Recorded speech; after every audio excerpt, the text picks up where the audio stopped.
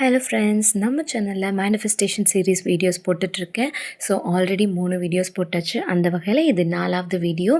இந்த வீடியோவில் நான் என்ன போட போகிறேன் அப்படிங்கிறத நீங்கள் தமிழில் பார்த்த உடனே ஒரு க்யூரியாசிட்டியோடு இந்த வீடியோ கண்டிப்பாக ஓப்பன் பண்ணியிருப்பீங்கன்னு நம்புகிறேன். ஸோ நம்ம இந்த வீடியோவில் என்ன பேச போகிறோம் அப்படின்னு தெரிஞ்சுக்கிறதுக்கு முன்னாடி நம்ம சேனல் இதான் ஃபஸ்ட் டைம் பார்க்குறீங்கன்னா மறக்காமல் நம்ம சேனலை சப்ஸ்கிரைப் பண்ணிக்கோங்க. அப்படியே பக்கத்தில் இருக்க பெல் ஐக்கானையும் ப்ரெஸ் பண்ணிக்கோங்க. அப்போ தானே போடுற வீடியோஸோடைய நோட்டிஃபிகேஷன் உங்களுக்கு உடனுக்குடனே வரும். இந்த வீடியோ நான் ஆரம்பத்திலே சொன்ன மாதிரி 4th வீடியோ, நம்ம மேனிஃபெஸ்டேஷன் சீரீஸோட 4th வீடியோ. இதுக்கு முன்னாடி 3 வீடியோஸ் போட்டிருக்கேன். நீங்கள் பார்க்கலன்னா டிஸ்கிரிப்ஷனில் லிங்க் கொடுக்குறேன், போய் பார்த்துட்டு வந்துடுங்க. இப்போ நம்ம வீடியோக்குள்ளே போகலாம்.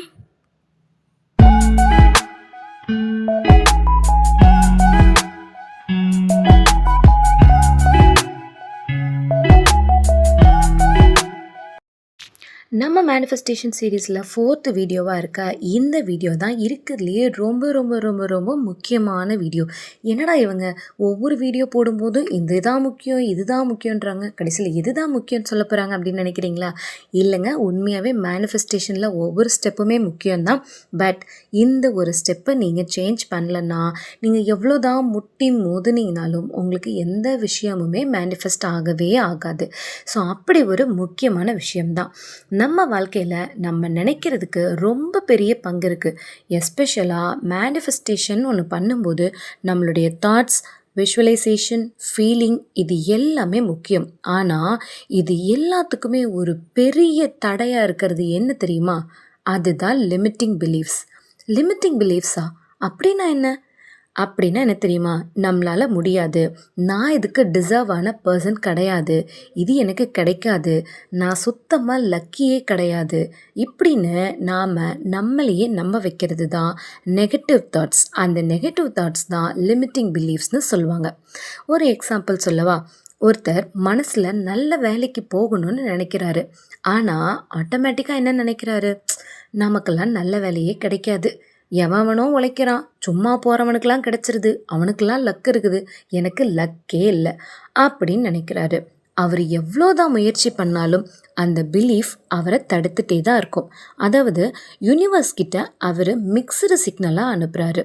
ஒரு பக்கம் நல்ல ஜாப் வேணும்னு நினைக்கிறாரு, இன்னொரு பக்கம் நான்லாம் லக்கியே இல்லைப்பா, எனக்கெல்லாம் கிடைக்கவே கிடைக்காது அப்படின்னு நம்புகிறாரு. இதுதான் மேனிஃபெஸ்டேஷன் ஒர்க் ஆகாததுக்கு ஒரு பிக்கஸ்ட் ரீசன். இப்போ ஒரு முக்கியமான கேள்வி, இந்த லிமிட்டிங் பிலீஃப்ஸை எப்படி கண்டுபிடிக்கிறது? சிம்பிளாக சொல்லணுன்னா, நீங்கள் உங்களுக்குள்ள ஒரே ஒரு கேள்வி கேளுங்க, ஏன் இது எனக்கு கிடைக்காது அப்படின்னு கேட்டு பாருங்க. அதுக்கு உடனே ஒரு ஆன்சர் வரும். அந்த ஆன்சர் தான் உங்களோட லிமிட்டிங் பிலீஃப். எக்ஸாம்பிளுக்கு, எனக்கு ஏன் நல்ல வேலை கிடைக்காது? ஏன்னா நான் ஸ்மார்ட் இல்லை, எனக்கு கொஞ்சம் கூட அறிவே இல்லை, எனக்கு லக்கு இல்லை, எனக்கு நல்ல ஒரு ஸ்ட்ராங்கான பேக்ரவுண்ட் இல்லை. இந்த மாதிரி இதில் ஏதாவது ஒரு ஆன்சர் உங்கள் மனசில் நிச்சயமாக தோணும். அதுதான் லிமிட்டிங் பிலீஃப். இதெல்லாம் உண்மை கிடையாது. இது நம்மளாவே நாம் இப்படித்தான் அப்படின்னு உருவாக்கிக்கிட்ட ஒரு நம்பிக்கை. சரி, அடுத்தது இதை எப்படி சேஞ்ச் பண்ணுறது? First step awareness. முதல்ல இந்த பிலீஃப் உங்களுக்குள்ளே இருக்குன்னு அக்செப்ட் பண்ணுங்கள். இந்த வீடியோ சொல்லும்போது, இந்த வீடியோ கேட்கும்போது நிறைய பேர் நினைப்பாங்க, சச்சா அப்படிலாம் இல்லைப்பா, நான் அப்படிலாம் நினைக்க மாட்டேன் அப்படின்னு நீங்கள் நினைப்பீங்க. பட் ஆக்சுவலி அது உண்மை கிடையாது. உங்கள் மனசுக்குள்ளே அந்த மாதிரி ஒரு எண்ணம் நிச்சயமாக இருக்கும். ஸோ அதை அக்செப்ட் பண்ணுங்கள். Second step replace. நெகட்டிவ் பிலீஃபை பாசிட்டிவ் பிலீஃபாக மாற்றுங்க. எனக்கு முடியாது அப்படின்னு நினைக்கிறதுக்கு பதிலாக நான் கற்றுக்கிட்டு இதை கண்டிப்பாக முடிப்பேன் அப்படின்னு நினைங்க.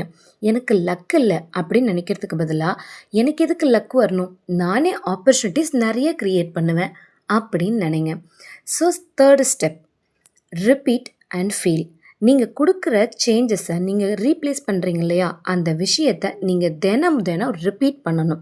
இப்படி தான், நான் இப்படி தான் அப்படின்னு நீங்கள் ரிப்பீட் பண்ண ஆட்டோமேட்டிக்காக அது உங்களுக்கு சேஞ்ச் ஆகும்.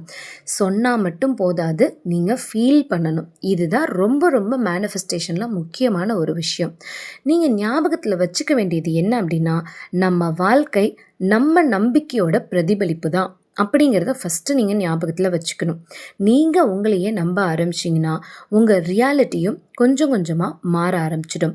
ஸோ நெக்ஸ்ட் டைம் நீங்கள் மேனிஃபெஸ்டேஷன் பண்ணும்போது விஷுவலைசேஷன், ஃபீலிங் மட்டும் கிடையாது, அது கூட உங்களுடைய பிலீஃப் சிஸ்டமையும் கொஞ்சமாவது சேஞ்ச் பண்ணுங்கள். உங்களுடைய பிலீஃப் சிஸ்டம் சேஞ்ச் ஆச்சுன்னா ஆட்டோமேட்டிக்காக உங்கள் லைஃப்பும் சேஞ்ச் ஆகும், உங்களுக்கு ஈஸியாக மேனிஃபெஸ்டேஷன் நடக்கும். ஸோ அடுத்த ஸ்டெப் என்னன்னு வெயிட் பண்ணிகிட்டே இருங்க. நெக்ஸ்ட் வீடியோவில் வந்து உங்களை சந்திக்கிறேன். பாய் பாய்.